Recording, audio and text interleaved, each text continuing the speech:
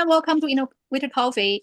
We are the English podcast that bridges the gap between the people and the world of AI and innovation. Follow us to explore the top AI applications, ecosystem insights, and the emerging trends. In this episode, we're diving into NVIDIA's GPU Technology Conference, GTC, the premier event where breakthroughs in artificial intelligence, accelerated computing, and next-gen innovation take center stage. From game-changing AI models to breakthroughs in robotics, cloud computing, and metaverse, GTC is where the future is shaped. Whether you're the developer, researcher, or tech lovers, this conference has something for everyone. So buckle up as we explain the biggest announcements, industry trends, and experts' insights straight from GTC. Let's go get started. Today, we're honored to have Tian, future builder, founder, and early-stage investor, BuilderZ, CEO of Alpha.ai and Ex-Google Brain, the team that discovered the transformer architecture, Liangcheng, Zhou, US fund managing director, to share their first-hand experience from GTC. So would you please kindly make an introduction of yourself? Maybe you can start from Tian. Okay, yeah, honored to be the first. Although I don't think I'm the most experienced here, I will just try to do an example. I used to be an engineer at Uber for 6 years. It was early stage, and that gave me her first-hand experience into how to build SaaS. So after that, I joined venture capital and become an investor. And I focused on investing most SaaS and related projects. So over the last 2 years, we really see the AI is revolutionize how we view software. So potentially, we now all talking about agentic AI. It could be the next stage of the SaaS. And for me, I've been watching this area very closely. And now I'm actually trying to work on a project myself, try to build some AI agent. So that's the background about me. I've been attending GTC for the last 2 years, and this is my second time here. Hey, Bill. Oh, hi everyone. I'm Bill. Sorry, I'm in the car. So I was a Stanford math PhD 11 years ago, and the first math PhD that actually went all in deep learning and decided I'm not gonna prove too much theorem. I just want to understand why neural net are so effective at machine learning and at understanding and expressing high-dimensional functions. And in 2016, I was in Google Brain, now Google DeepMind, and I was the first person who got the transformer architecture to work on question answering, probably 1 to 2 weeks after Lashish, the first author of the Attention is All You Need paper, discovered machine translation architecture, English to French translation task. And fast forward, I also did algo trading. I managed around $1 billion trading in public equity market. I was doing AI startup for the last 2 years, and being very exciting to see a lot of very amazing progress over the last few months on more real agents coming to the world, right? And you think like we're still talking about agents in 2024, but it's mostly just chatbots and RAG-powered system. But now we have like real agents coming to us, so that's very exciting. And also, I think this year GTC has a major change, which is, I think if you are watching the whole market, like a public market is very clearly saying data is the key, right? The whole pre-training hit a wall, and now we are kind of bound by data. And today, Jensen Huang in his keynote is talking about energy is clearly the physical constraint on the compute side, right? We do not care about per die or per chip scaling. Now we care more about per watt scaling. So it's like there is a bunch of more fundamental understanding of how the future AI road is rolling out, right? Data and energy are clearly probably the bonding factors for the next few years. We'll yeah, see I think more later to talk yeah. more details. Hey, Zhou, yeah. Okay, well, sorry, we're deep dive into the conversation very, very quickly. That's great. So hi, folks. My name is Liangcheng. I'm currently a managing director from a global US dollar fund, where I spend most of my time focusing on fields like semiconductors, chips, AIs, and other interesting topics in deep tech. Well, my background is kind of related, but not that kind of related because I was mostly focusing when I was a research scientist at Princeton, I was doing mostly on the fabrication side, where we heard a lot about the advanced nodes for fabricating state-of-art semiconductors. It used to be a very, I would say, old field, because most of the people you see around in our industry is a gray hair or no hair. But nowadays, okay, we see a lot of young people popping up in the field. I think the AI really brings another second use for this maybe 50 years old industry. And I think it's really exciting world for everybody in this field. And it's really something that's driven by the next wave of AI. So looking forward to what we can do during the discussion today with young people, young face like that. All right, thanks. Thank you so much for everybody's coming. Very glad to talk with everybody. So my first question is regarding the GTC. We all listen to the keynote, right? We know a lot of genetic AI and the physical AI, those things. So why do you think the GTC plays an important role in the current frontier of AI and computing? And what's the most significant observation from the conference you have observed so far? Yeah, maybe still we can start with Tian. So first, I think GTC first caught attention mostly due to NVIDIA's market cap, or the stock price went up. So I actually do have the benefit of investing in NVIDIA early, because I was looking at SaaS projects. And I talked to a lot of projects when they were doing video picture generation at the time. I think that's about 2 years ago. And they told me the bottleneck right now is they couldn't get enough computation power. And the NVIDIA GPU is hard to obtain, and the demand is huge. So all the startup projects that is doing picture or video generation at the time are trying to store them. And I spot if that is a bottleneck, it could be there is some potential here.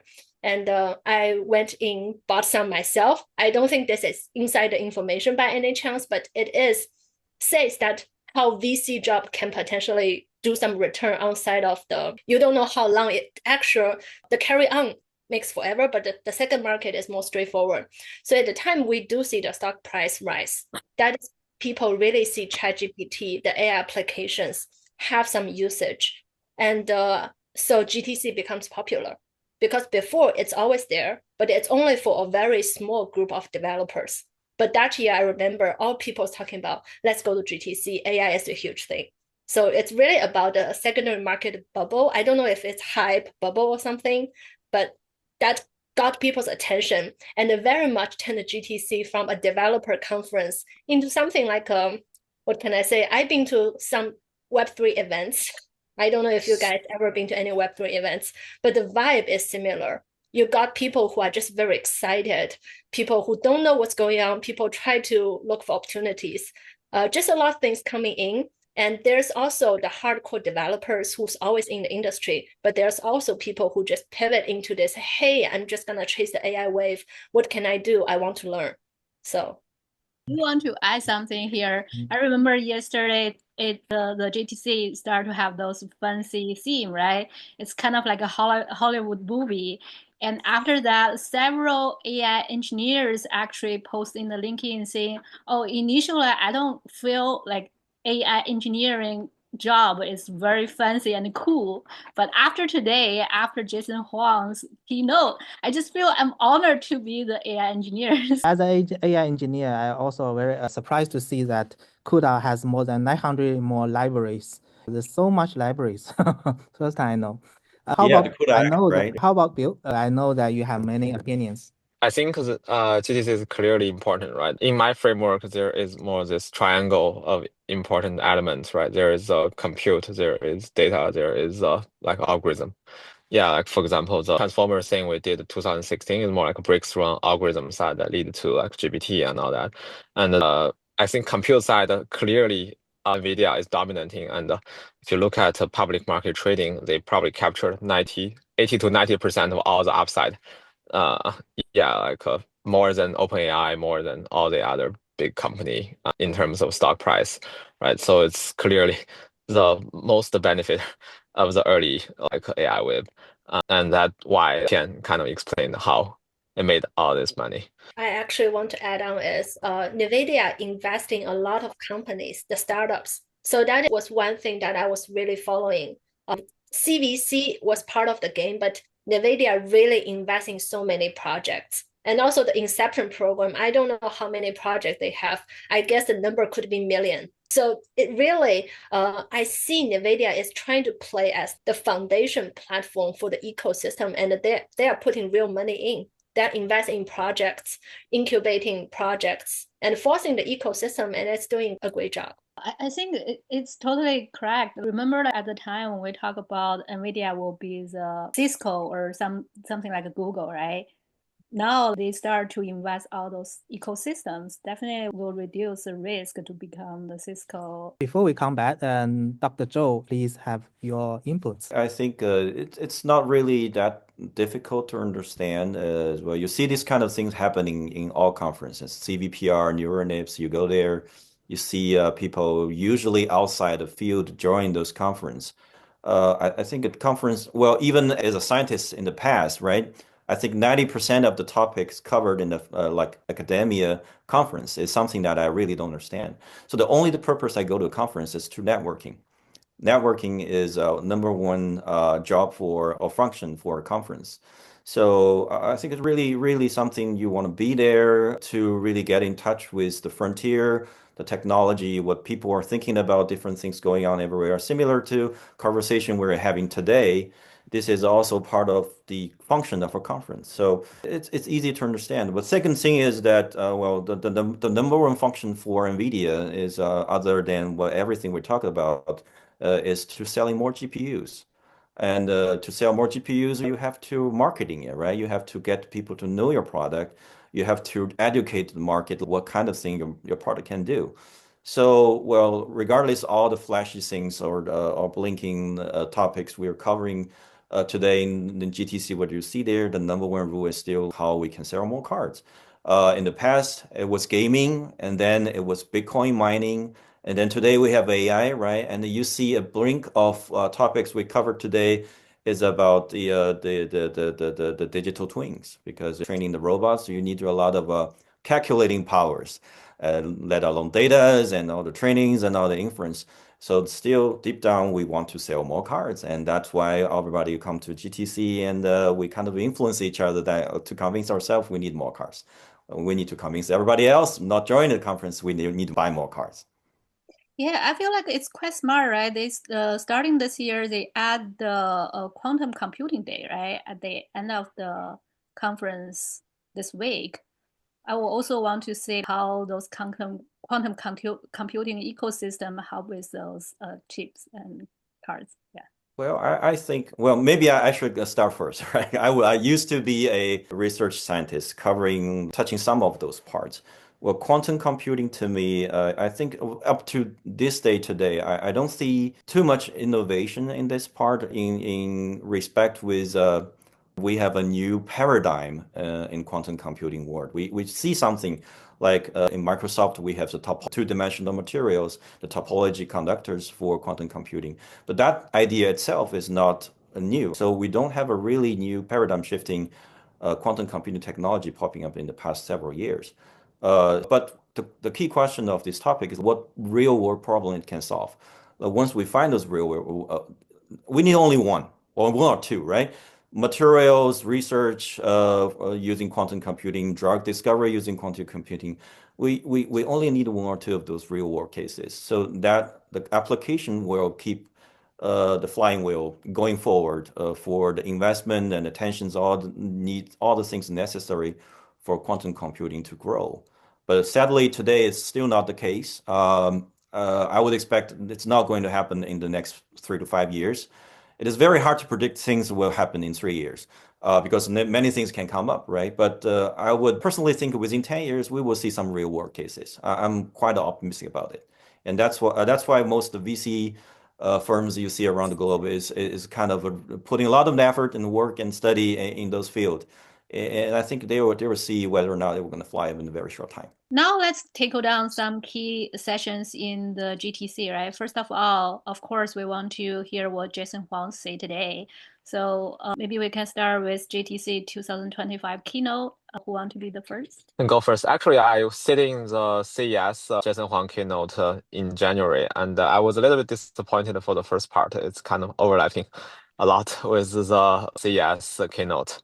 And I was expecting something more along the lines of personal AI with the project digits, since in the CES talk, he mentioned this consumer super cluster called Project Digits. Basically, it's very aligned with my startup Ping AI. It's like building personal AI based on each user's private data.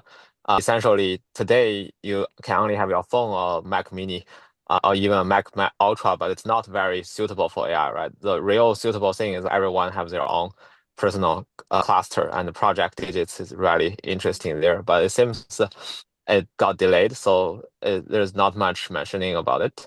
On that note, I feel like that's I think NVIDIA as such a big company and have all these people, it's still not really able to deliver all the fronts. It still have like a clear priority. Another interesting thing for me is the Feynman, the next generation, right? I think the R100, I already know it since probably last February, so nothing surprising, right? The NVL and all that, it's all well known to people that watch the industry. But as a Feynman thing, I have to know it only for a few months, but I just today, the first day, I know it's the F100 and all that, right? I think that's one piece of interesting information. That's why public market also didn't respond very strongly, right? The stock market is down 3% after GTC. It's not due to GTC, by the way. I know it's macro, but I think the whole market is waiting to see a catalyst. If Jason is very, for example, if Jason shows something that no one has thought of, it will probably pump up a lot. I think the market is just waiting and didn't see much. So it's like, if you see the trading curve, it's pretty clear. It's like all the traders are sitting and watching. I'm Yeah. also sitting and watching. So I By the didn't. way, Bill's company is doing the AI for the trading. So We trade around 5% of all crypto exchange volume. We trade probably more than the entire Coinbase volume right now.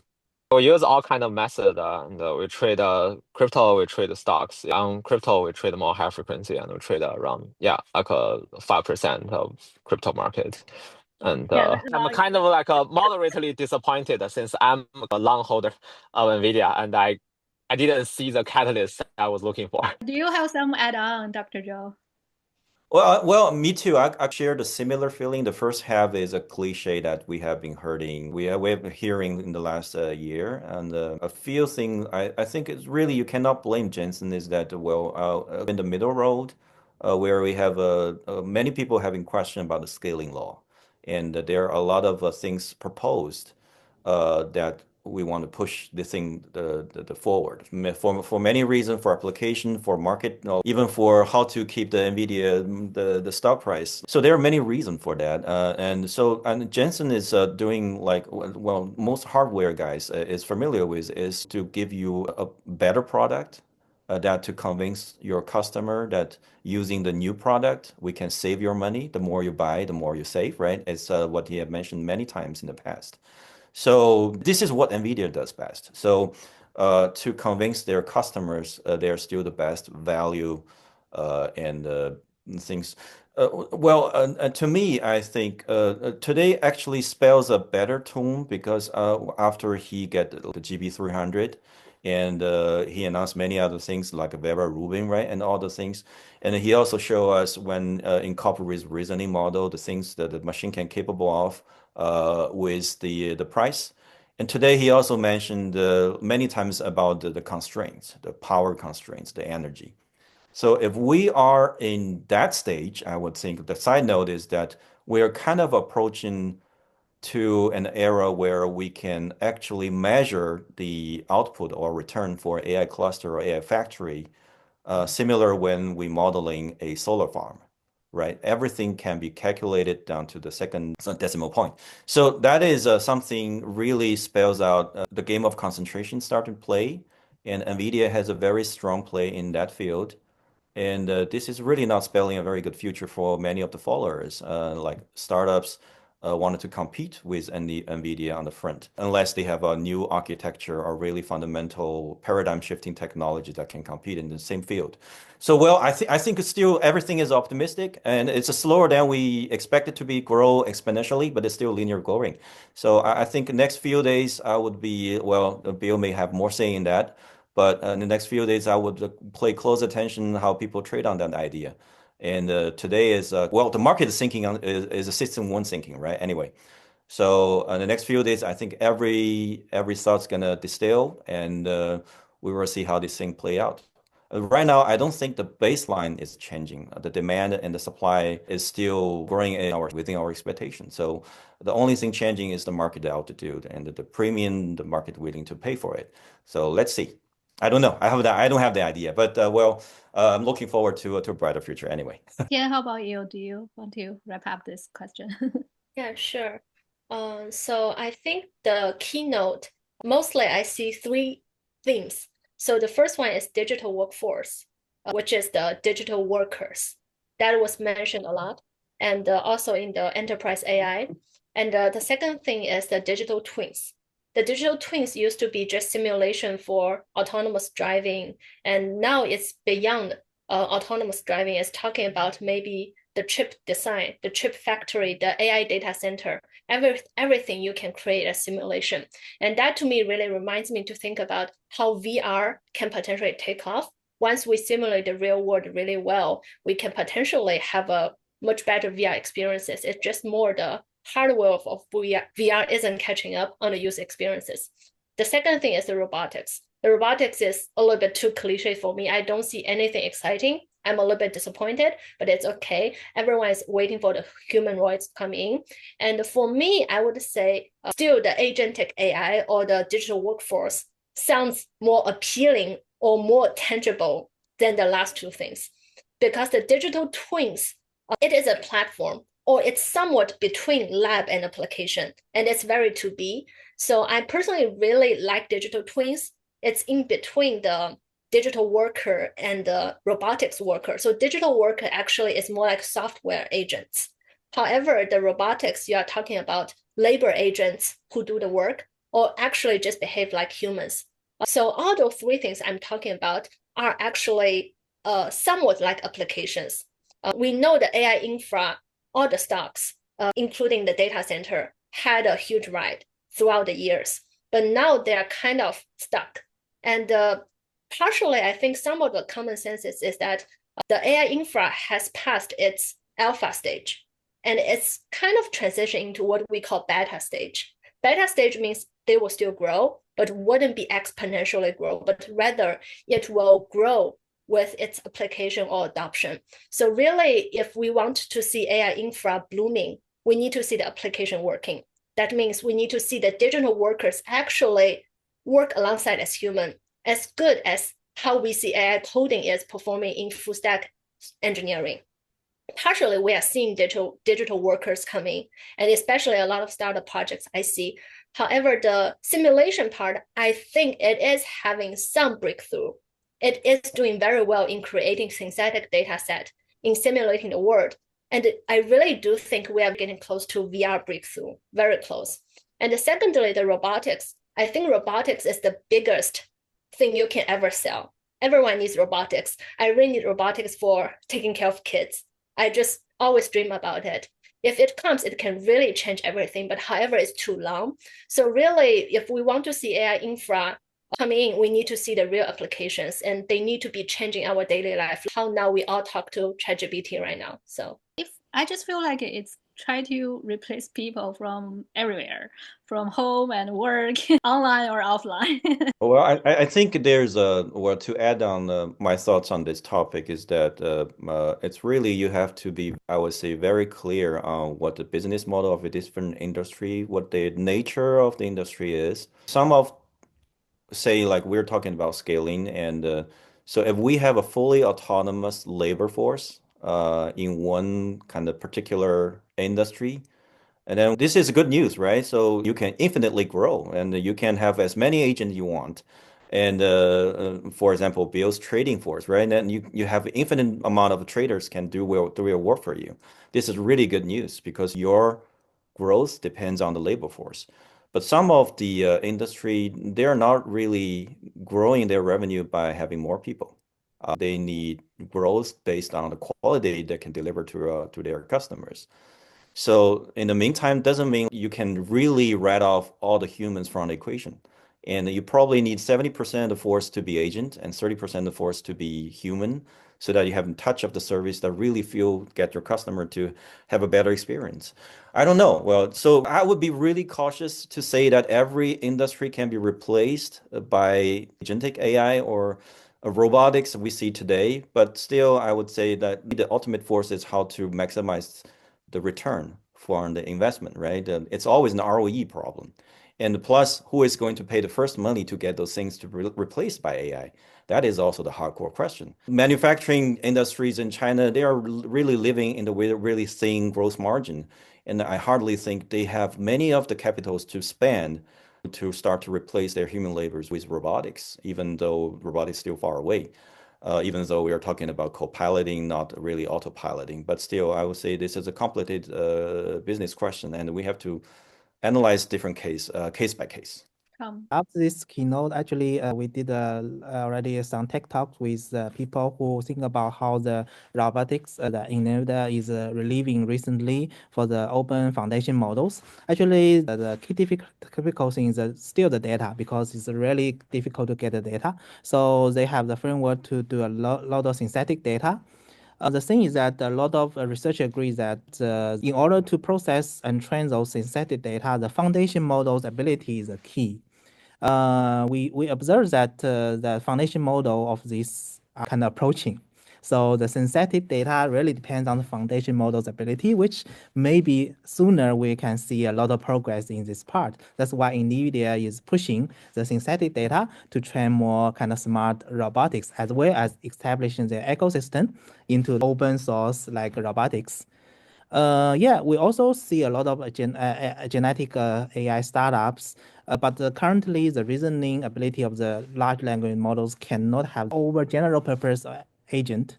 So we only has a specific task agent. But when we do researching and application, we see that the difficult part is like agents communication between each other. Imagine you are managing a team, the people communicate each other, work with each other, they can convey different ideas, the ability is different, and they miscommunicate. It happens in the agent world also. So it still be the bottleneck of this word, little add-on. Also, besides the keywords, keynotes, we also see a lot of interesting talks such as the frontier of AI and computing, because there's a conversation with Yang Lei and BuilderZ.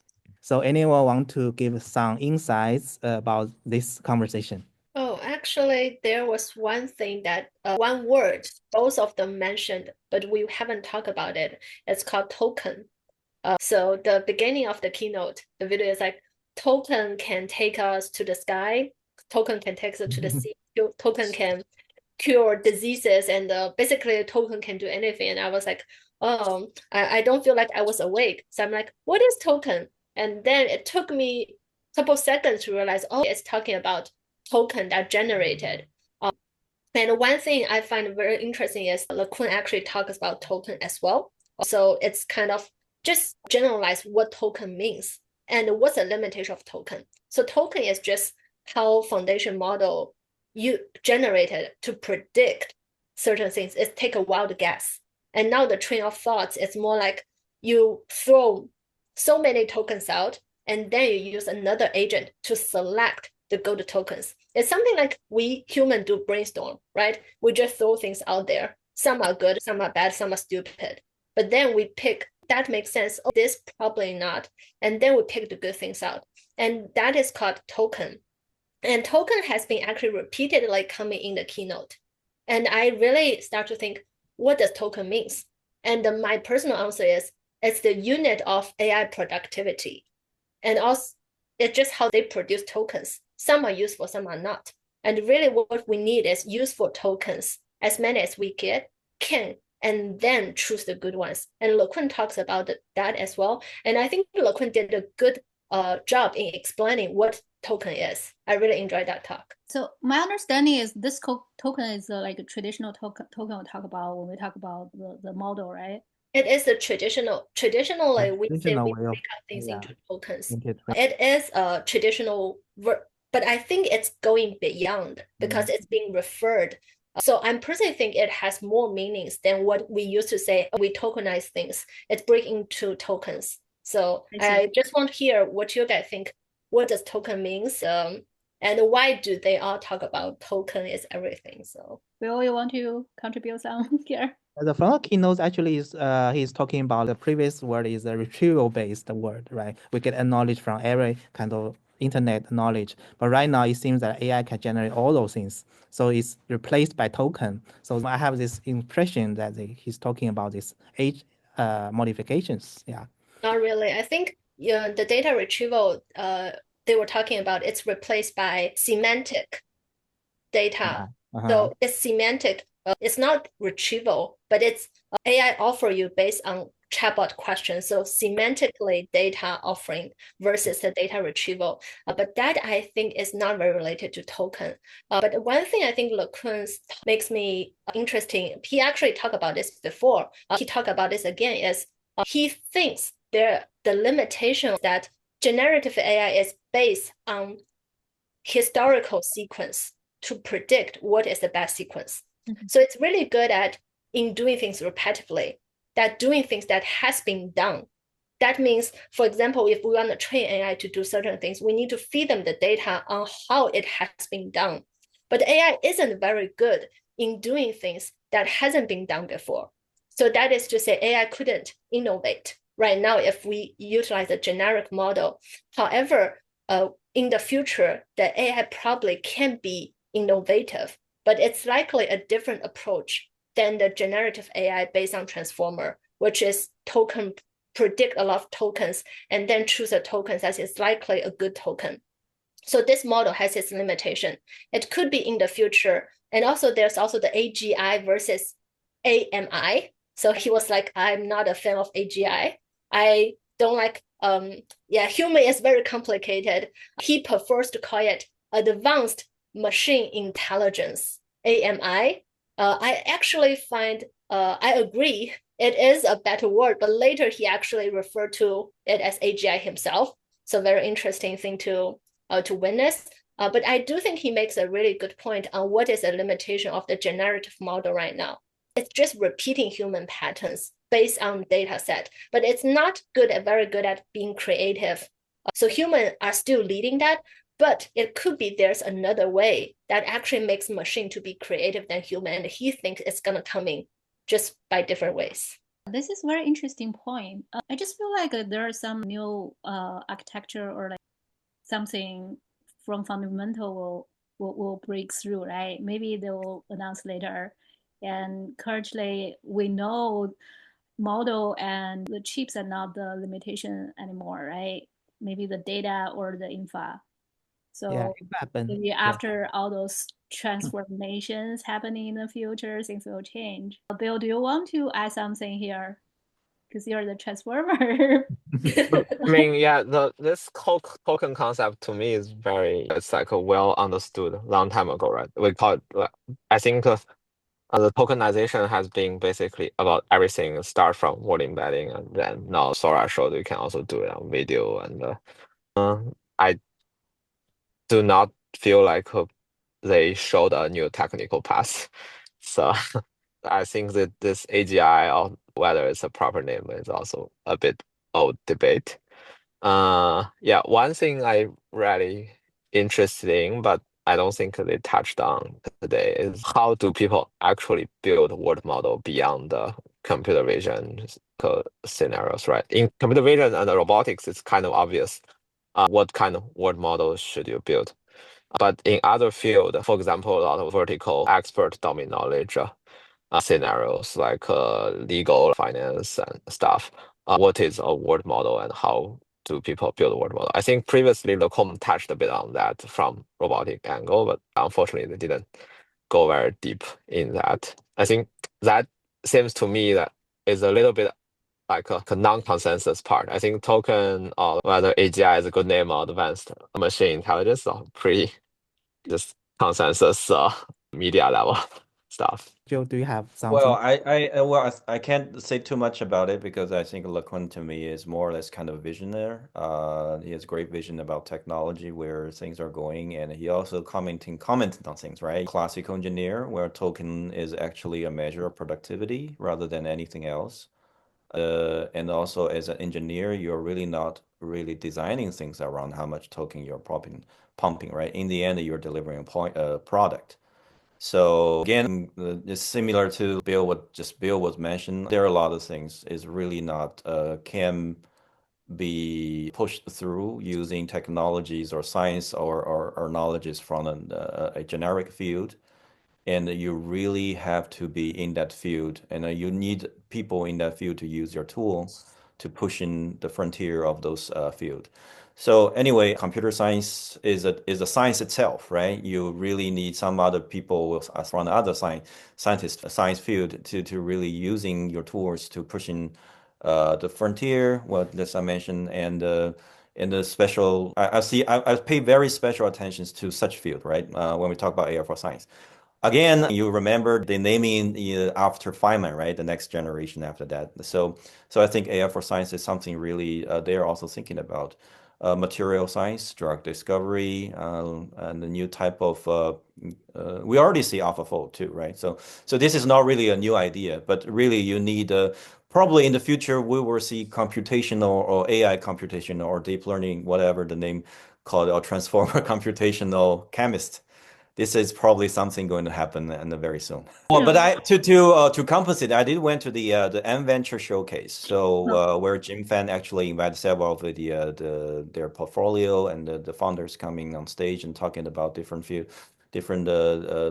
cover different topics. I think I can't say they're talking about something new, but it's good to see really think that the best in the field what are thinking, what they're doing in their project, in their company, and especially where Jim was also 50 lead student, right? So they did talk about work models, robotics, touching a lot of things where transformers. And as for me, because I'm not really doing research in that field, so there's one piece of advice they gave to all the people who coming in this field. I think it's really, really useful is that read a lot of paper, write a lot of code, right? And really you had to get to the primary source of your information. I think as an investor is also important. As a secondary market investor is very important. As a researcher is very important. So you really have to be there using the best tool you can have in your field. I used to be engineer, right? I also see a very huge gap of experienced engineer using outdated tool, and they're proud of it, right? You see like physicists writing code in Fortran, and they feel so special about it. And so this is really something need to be changed. And I think with the next generation of AI, we can vibe coding, right? We probably will see a physicist or quantum physicist doing vibe coding to solve the next generation of hard problems. And this is really exciting to me. So this stretching the frontier using a new tools to minimize the gap of the advanced tool using by like scientists. It's really important things to me.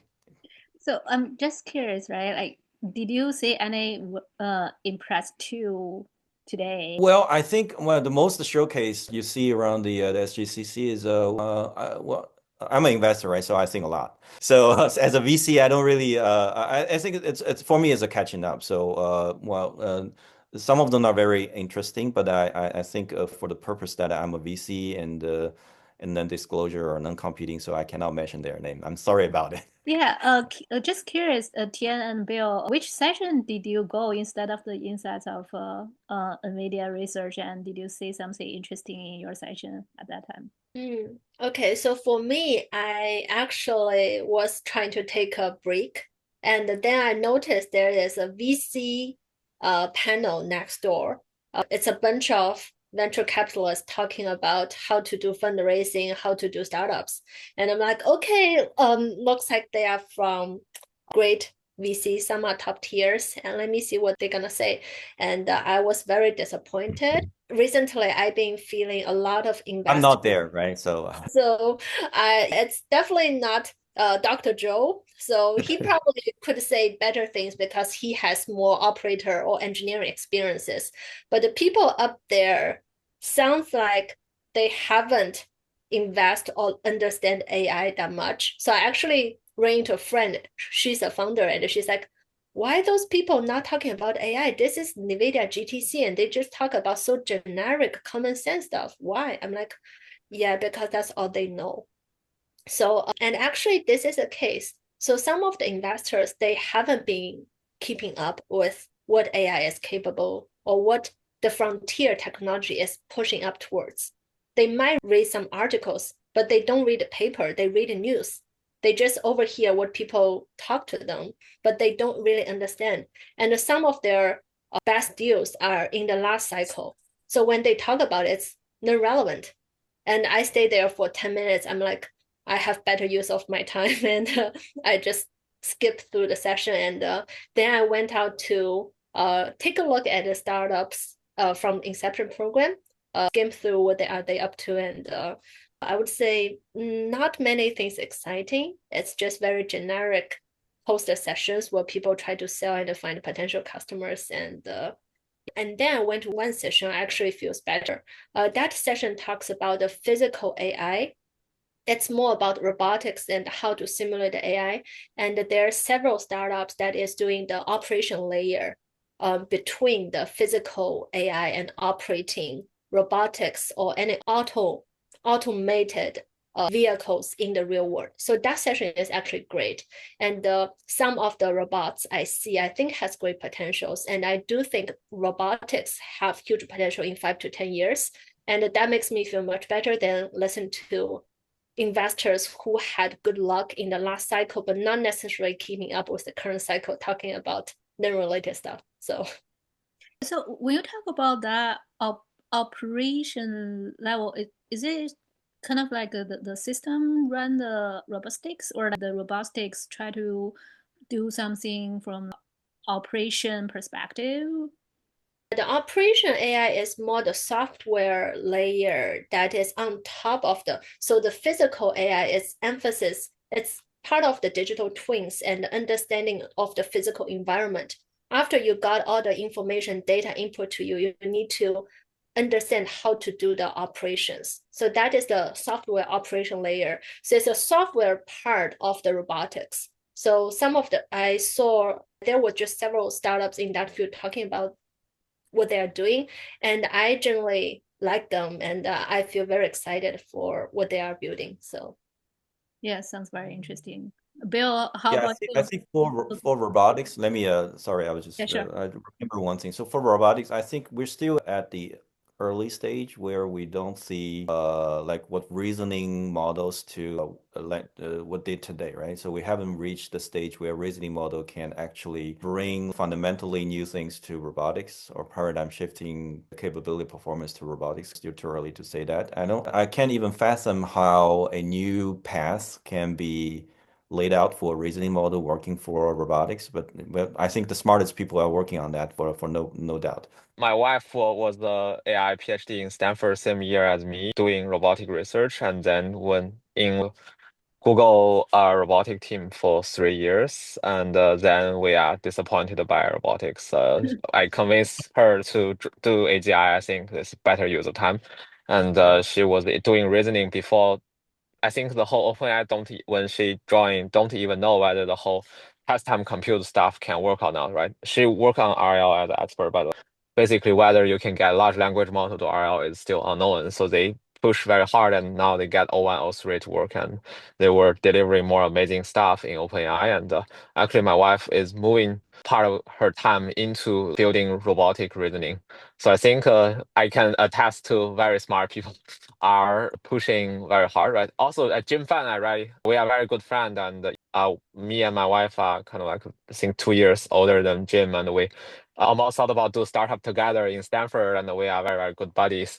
And it's amazing to see how much achievement Jim have achieved over the last few years in NVIDIA. And he's practically one of the public face of NVIDIA in terms of robotic direction, and that's really, really amazing work. And especially if you go to his Twitter, there is one pretty impressive tweet that he pinned to the top, which is he gets to use reward engineering instead of the classical kind of Boltzmann style policy article to let like a humanoid robot to do pretty fancy stuff like flipping and all that. I think that's the thing that I see might explode in the next 2 to 3 years, right? Maybe even next 1 year.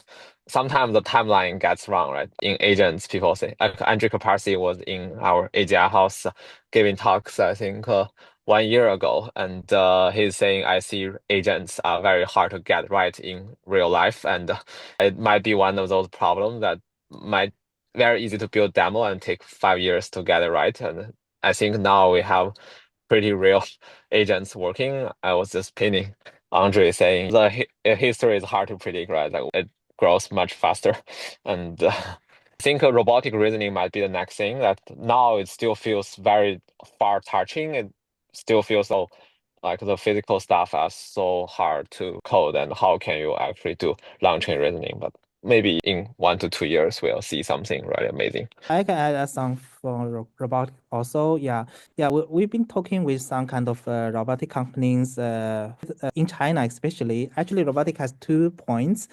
We talk with Unitree, Wang Xinxin, and other experts. So the robotics has a slow thinking part, which is a training. So synthetic data could be a solution. Another is hardware part, is inference, how to inference fast and accurate.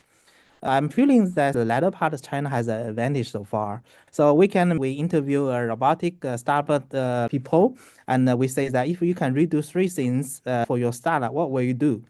He said, I will go to China right now and get advice from Wang Yeah, like Qingxin. we'll go to China earlier. We'll go there earlier. So these 2 parts, maybe the both sides has advantages.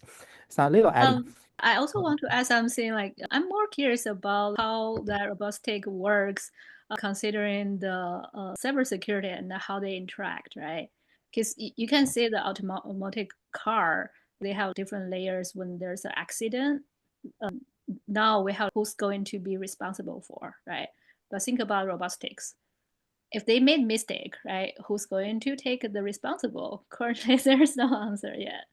Well, that is a question answered before. You have to really have robotics to do real world tasks, really have the capability of hurting people during their job, right? So I think robotics has been long there for doing people's job, right? Before humanoids, we already have robotic arms making cars and everything. So when you talk about these legal issues, we're implying that robotics can really serve at your home as a vacuum machine or nanny or other stuff. So it's a complicated thing, right? I don't really think there is a one for all answer to this. We really have to be very analytical to be specific of which field we're talking about. And again, to echo with Bill is like I spent some time in China too, right? Tom also knew that. So for a humanoid can be replacing a human, that requires a lot of constraints. My family background has some manufacturing experience, so I know from firsthand that there are only 1 or 2 specific scenario that human is the limiting factors because human want to sleep, they want to rest, or due to regulation issues, they have to rest from hours to hours, or there's a harsh working environments needs to be improved. So humanoids can really play a role in there, but at the same time, you also have to answer the ultimate question is that what the ROE looks like. Can the humanoids be replacing by a very meticulous planned ABB robot arms? They are universal, they're easy to deploy, and people know very well how to deploy them. So these are the questions you need to answer. And also, Unitree robots, humanoids are really expensive, right? And then you have to buy a robot, and let alone you need to have some people to program on it according to your customization needs. So this is also you need to invest in people doing that. There's a time, there's a labor force, there's resource. You need to be allocated for those humanoids to work. And I think we have before we jump to the ultimate game where humanoids can play in our human society, and then probably the first step is also very important. Who is going to take the leap of faith to adopt those humanoids in their manufacturing work? Hey, Bill, just curious, right? Other than this portion in 2 days conference so far, which section impressed you the most? I was only attending a few talks and then come back to run companies. I was kind of impressed by the vision he's sharing. It pretty aligns with my vision. I actually write a Twitter post today about it. He's saying, yeah, like today's infrastructure on communication probably need to be rebuilt completely. Today, we are still relying on TCP/IP to run the internet. And you see today in Jensen Huang's talk, it is talking about giant NVLinks, right? The Rubin NVL 572 is massive through the basically so many NVLinks and different generation of NVLink. So yeah, like when we were talking and vibing yesterday, we had this idea: what if every single human being can basically have their real personal AI, but not on their phone, instead on this massive distributed data center. And in this massive distributed data center, everyone have their own, let's see, NVL 500 or even NVL 1 million, right? Or something like this. And then there is so many chips and all of them do not communicate via TCP IP. Instead, they might just communicate via like something like NVLink or more fancy like light-based communication, like the whole packaging style solution, which we already have mature solution, but it's expensive, right? It's imaginable that the cost might go down to the level of just like how today's TCP IP and how today like internet is built up 20, 30 years ago, right? In 20 years. So you're talking about the point-to-point communication, right? Yes. So it's imaginable in the future, the entire Earth, or at least the massively populated areas of Earth, might just become one giant data center that all the person's personal AI is a super cluster, and all these clusters are connected via NVLinks instead of today's internet. I think that's when we can imagine the real agent network, right? And if that happens, then humans as a civilization can be viewed as basically a upgrade of all this personal AI. It's like a society formed by silicon intelligence. I think that's a pretty interesting vibing, right? We don't know whether that's true, and it's probably more like writing co-writing science fiction together. But he runs one of the large public traded company that supply this kind of like a co-packaging solution to NVIDIA. That's why we're talking about this and thinking on there. And the one thing we're agreeing, if it's true that eventually this AI big cluster actually will basically own your memory, and in the most extreme case, when you die, you might just, before you die, just transporting your brain information onto that big cluster.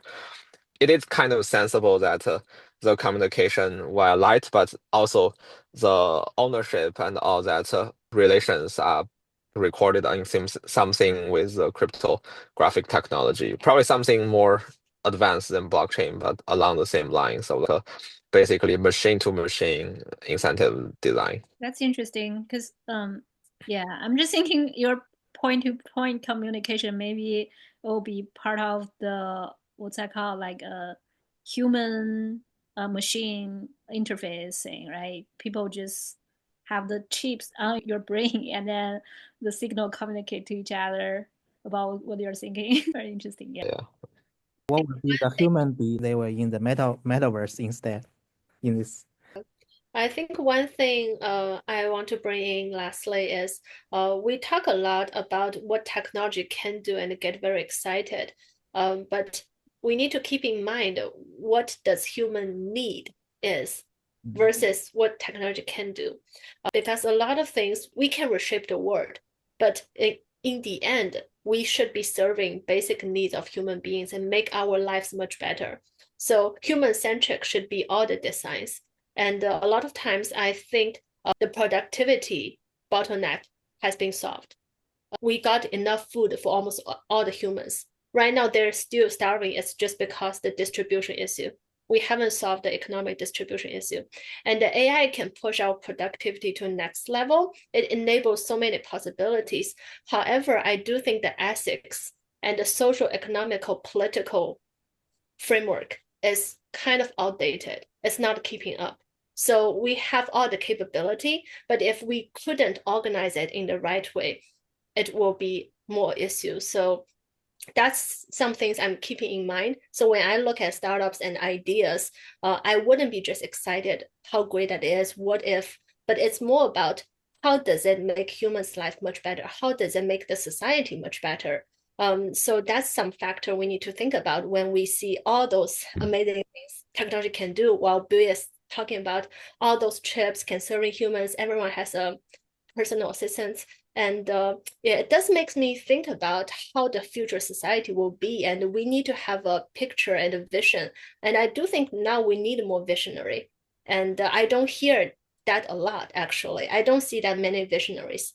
That to me, visionaries need to be more philosophical rather than just right now, everyone emphasis on being practical, but really we need to go back to philosophical, political, social, economical thinkings when we talk about how AI is capable of doing versus what human need AI to be doing. So Thank you Yeah, I for actually participated in co-founding this startup, Ping AI, right? And called Personal Intelligence Network as Ping, PIN. And the vision is actually very similar to what Tian was saying. Basically, we believe every like consumer should own his own AI that represent only them, not represented by Mark Zuckerberg or represented by Sam Altman, which eventually will be more like a revenue extraction machine, no matter whether they want it or not, right? There is a clear trajectory that is imposed by how today's capital market is playing the game. So I think it's important that every single consumer human are equipped with their own AI to keep up and get protected from the more powerful big base model owned by the hyperscaler big companies, right? Otherwise, when AI becomes stronger and stronger and they were able to learn more of the expert, the top 1% quantile people's like unique skills and become more capable, the normal human actually don't have much value beyond providing preference and consume, right? You cannot really produce much because everything you can produce probably AI is better than you. At that time, I think we need to come back to what is a valuable human, right? Like, maybe just producing preference is a pretty important function to society as humans, and we need to actually build AI centered around every individual consumer human. Wow, I think this conference makes people think a lot. Like you guys think about society, think about the future, think about what's your responsibility about AI. Um, yeah, back to our topic about this conference, right? Dr. Zhou, for those 2 days so far, which session do you feel it's very interesting other than those we talk about? I think we covered pretty much everything. People come here for the keynotes, networking, and I join sessions too. I'm also friends with many of the people on the panel, so I have to go there, meet them in person, greet them, say what their good job they have done in the last few years, and so things like that. So there's no bad session to me. I don't want to also call out many of the things I don't feel like they did a really good job. So for that case, I would just say everything looks good for me. Yeah, it's quite interesting, right? Because today, basically, this is a conference for NVIDIA, right? But like for today's discussion, I don't feel like there are some like impressive item or concepts come from NVIDIA perspective. Is it what you guys feel the same? Or? Well, I think like to add to my 2 cents there, and I think because the technology here is so universal, and we read on tweets, right? And we talk daily, and we listen to podcasts. All the information are flushed everywhere, and so you certainly don't wait for a conference to hear new things. Not like in the past, right? So when 10 or 20 years ago, it's a totally different world. So today, mostly the conference serves as a good marketing and a networking opportunity. It's really hard to get what we say a really dry information from those events. So that is why we're, I would say, in a stage where we already know everything, but we don't know anything. Yeah, so That's insightful. yeah. Actually, I have another question regarding the conferences. We have another topic that the GTC covers a lot, which is autonomous driving. So today I also talking with the engineer in Waymo, and it says that they have more orders right now than Lyft. I don't know if it's true or not, but yeah, how do you think about the NVIDIA's like a lot of coverage on the autonomous driving today, and how do you perceive this? Bill, how about you? Because you are Okay, yeah, I think I also saw that data, so it's probably like a pretty well spread curve that Waymo in SF is more used than Lyft. And I think from my point of view, it's pretty obvious that Tesla seems to be the winner outside of China. I actually seriously spend the time digging into all the other car company and try to understand whether the landscape will be monopoly or not. And the conclusion is in China, there's no way Tesla can monopoly. It's extremely intense competition, and probably auto driving is going to be commodity. But outside of China, it seems all the old manufacturer company are too old. They do not have capability to upgrade them to more software defined, especially even AI defined company. Even Waymo is having hard time upgrade themselves to more end to end and more modern AI paradigm, right? Since they start too early and they have a lot of technical data like previous generation modular, lack of computer vision control build up. So I think it's very, very obvious to me that seems technology-wise, NVIDIA will win, and Tesla will win, and NVIDIA will probably make a lot of money selling auto-driving car chips. But I don't fundamentally believe NVIDIA's approach of helping as an OEM, helping like all these big car manufacturer companies is the right path. Anomaly is that one very, very big company that is ranked number one in entire stock market, collaborating with very old and arrogant European stupid car companies that cannot move very fast. It's pretty hard to imagine they can win. It's kind of my prediction of the future. We can check in 2 years. I think there's a consensus that China is really leading in that sector because of the penetration rate of EVs and all the technologies around it. Again, NVIDIA's mission is to sell more cars, right? Let alone in the cars or in the data center where they can train state-of-art models for the autonomous driving. So I think it plays well with NVIDIA's strategy, corporate strategy or market strategy, whatever you call it. So, but as an investor, I think it really spells that what NVIDIA is thinking about the field and to reach out more customers. And I think this effort can meet with some headwind, but in the end, Tesla is not going to do monopoly everywhere. So I think their eco play is a smart move for them. Yeah, I'm also curious, right? Because in today's afternoon, actually, we have the Investor Day and the Startup Day, right? Did you see something exciting into the Startup Days or Investor Days? Talk about the trends or interesting use case for startup. NVIDIA doesn't have the seed stage startups that often. So mostly it's growth stage and the late stage startups. So it's more well-known startups. So it's not really much startups out there. There is some more early stage startups in Inception program, but it's more globally represented than US focused. And so I don't think the startup ecosystem or startup scene in GTC is exciting by any means. It's still more bigger players or medium players who are there. And investors, I do think, are not there for deal sourcing by any chance. It's more there for vibing, social, and showing a presence.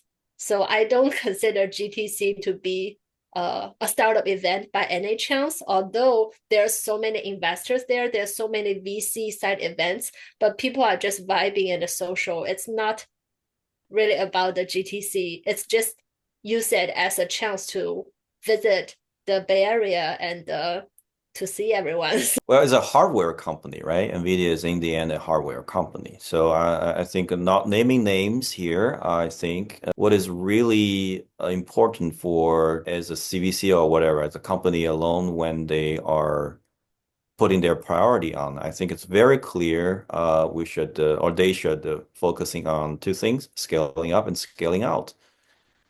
And so the connection is the key. And you have seen today where they have moving to silicon photonics for their next generation, the NVIDIA photonic switch system.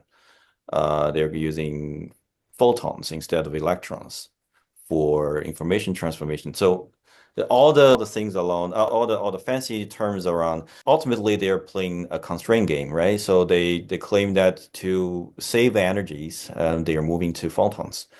So many of the things we're seeing today is where a company prioritize to push the limits, to push the envelope what their machine can deliver at a economic cost. So I think that's what they put their emphasis on. Photonics is really something they are moving into. They're very serious about it. So I think two keywords to bear in mind: connections and photons. I think that's the thing you, as an investor, pay special attention to. Bill, I know you're now on this side, but do you have something to add on? Maybe you already went back to your company doing the real field work. But I think overall this year, every sophisticated secondary market investor have their intelligence process on NVIDIA and what's going on, right? I have a team that is looking very closely on every single piece from ASML to TSMC to all the Honghai Supermicro to NVIDIA and to OpenAI, and understanding the whole food chain and understanding who are the players who are good. That's how we make money, right? I was up probably 200 some percent over the last few months, unlike just trading AI stocks around specifically NVIDIA and its food chain. So definitely I care about what's going on in NVIDIA. Yeah, but I think Dr. Zhou gave a very good emphasis. It's the connection, right? The rest of the piece is well understood. And now I think NVIDIA's strategy is this basically making NVL something, right? NVL 500 something, NVL 1000 to make this giant one big GPU like board and put everything in there. And I think that might be what we see as a major paradigm. I think even Broadcom, who is the closest competitor on all the ASICs, is basically very good at all the IPs on connection, and seems to be the major competing point for the next few years when inference becomes the most important battlefield. Right, and the Marvell too. Marvell, I think eventually AWS is gonna outrun them. It's like, Sounds like all the things try to exciting people today or maybe the rest of the week is NVIDIA is trying to expand their connections and try to build up the new use case and see how their product can be adopted in different area, right? This year we talk about all those automatic robotics, we talk about the auto cars, we talk about all those applications, and later on the quantum computing, all those stuff. Let's see how their product can apply into different area and make the growth. Bill, we'll check with you. That's why I want to try to push the ecosystem. So far, we have been talking a lot. So we are going to wrap up this podcast. Thank you so much. And my last question is there any topics and questions should be asked but we didn't mention? And also, do you have some last comments for all the audience? Yeah, probably start with Tian again. Yeah, I really think we've covered most of the things. I just want to give a comment on myself. That is, everything I say is very preliminary or general because I'm very new to AI and the foundational model. Before, I'm mostly in software engineering, but software engineering doesn't give you any insight into machine learning or AI necessarily. So last 2 years, I've been really learning a lot. And also, I'm still learning daily. And if you feel a lot of topics we are talking about not so familiar, it's okay, and because everyone is learning. I think there is still time for you to adopt or learn AI over the time, but you need to think about why you need to learn it. What do you want to do with it, rather than just tracing the hype, the terms, because those things doesn't matter. What matters is what you can do or what do you care about. What's your passion that AI or technology can accelerate your achievement in achieving your passion or dreams. So rather than just being panicked, say, I don't understand, I'm gonna lose my job. It's not gonna happen, but it's more about you have the tools or opportunities open to you if you're willing to learn new things. Actually, that's one of the mission of our podcast. How about you, Dr. Zhou? I think I would be, well, frankly speaking, I was kind of wondering questions, but it wasn't really covered. So why they didn't acquire Intel? Or what kind of acquisition they're really, among all this piece they can come up with, is there a piece of puzzle that really they desire to have? What kind of thing is that? I'm always wondering that, right? So it's not, no, Intel is a joke, right? It's a different, not really a good play for them, I don't think. But it's really as a corporate as large as NVIDIA, they're always thinking about things like that. And what are the puzzles they really desire about? And well, this is something that I always wonder about. I think Jensen is a smart guy, and he's a founder and CEO of NVIDIA. I think he's a very long-lived, successful entrepreneur in that field, and he's still young, right? And so I'm very interested in see what's things are going to play out for him in the next 10 years, and probably with AGI, he can live forever. Digital twin. How about you, Bill? I think a few things. One is today, I think one missing point is probably I realize more and more this thing like expert and their data is probably the next frontier, right? There's the saying that expert is a new GPU. I think it's getting to be more obvious, but of course it's kind of like on this other side of the puzzle, not with NVIDIA. Yeah, on the NVIDIA side, I'm still pretty bullish. I don't see any real competition coming to challenge NVIDIA's market position. The real question I'm trying to understand is how will the future demand structure look like? Is it still going to be more like a text token, more agentic reasoning chain consume most of the token, or is it going to be like a vision or even robotic like foundation models consume more tokens than today's like text-based reasoning and all that? What's going to be the major usage of all this compute power? And therefore, would there be an architectural change, or is it going to be a straightforward line to R100, F100, and we just keep buying NVIDIA stock and buying NVIDIA chips? I think that's the future puzzle I'm trying to understand. I'm still imagining the future. For my businesses, I'm completely betting on data. I'm not betting on compute at all, other than I think compute is completely a public market game I play for NASDAQ.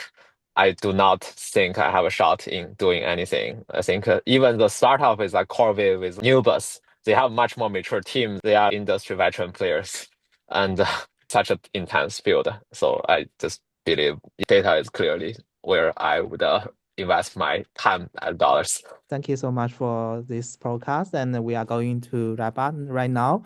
Vicky, do you have something to add more before we end? I just want to say thank you for all you guys come to our podcast. I think this discussion is very insightful. Thank you so much. Thank you so much. Then have a good night. Then we just wrap up here. Thank you. Right, Bill's Thank gonna you. have to go back to his party. Me too there, and thanks for having me.